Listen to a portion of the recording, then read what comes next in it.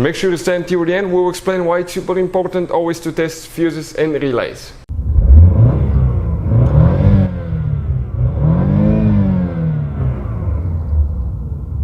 Hey guys, welcome back to Electrical Car Repair Live. Thank you guys for watching and subscribing to the channel. Today will be super helpful video to any of you having a Dodge Challenger. If you have one of those and you're trying to find the fuse for the passenger side power windows, stay with us. We'll explain where that fuse is located and why it's super important to test them. Also, if it's not the fuse, we'll explain what else it could be, so make sure to stay until the end. We'll cover very helpful information. So before we start, let me just tell you a little bit about us, guys. Every single car we get here at the garage, we try to make at least 200 to 300 free repair videos. Why we guys do that? Because our mission in the shop is to save you as much money as we can. All we need in return, please subscribe to the channel, like the video, that way we can keep making these free videos. And if you guys need to buy any parts, tools, anything for a really good price and quick shipping, check out the link in the description of the video below. That's where we get all our tool supplies from and you can save a fortune. So let's explain how to fix that now. So what we have specifically here, 2018 Dodge Challenger. Now, some of you may think that you have a fuse box right here under the hood, but it's not here where the fuse is, guys, and where the problem is. In some cases, even after replacing the fuse, it doesn't work. We'll explain what else you need to check and test to make sure that it works.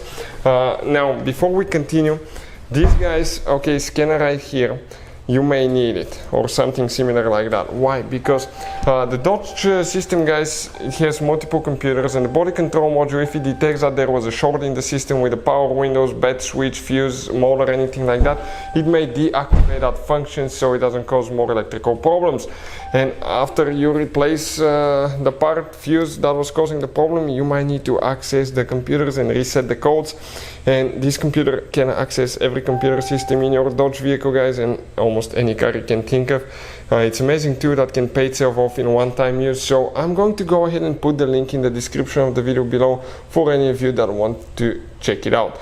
And now let's explain where that fuse is. So if we go towards the back, car has been in a little bit of an accident. We'll be rebuilding it very soon.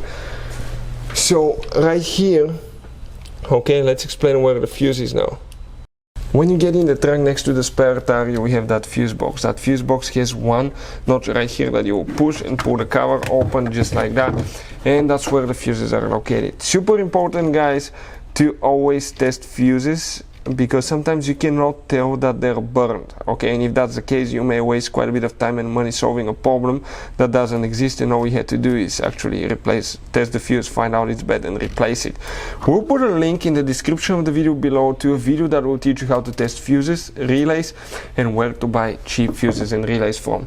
The fuse that we need will be, guys, really easy to access. The first fuse from right to left right here, that 30 amp fuse, it's for the passenger.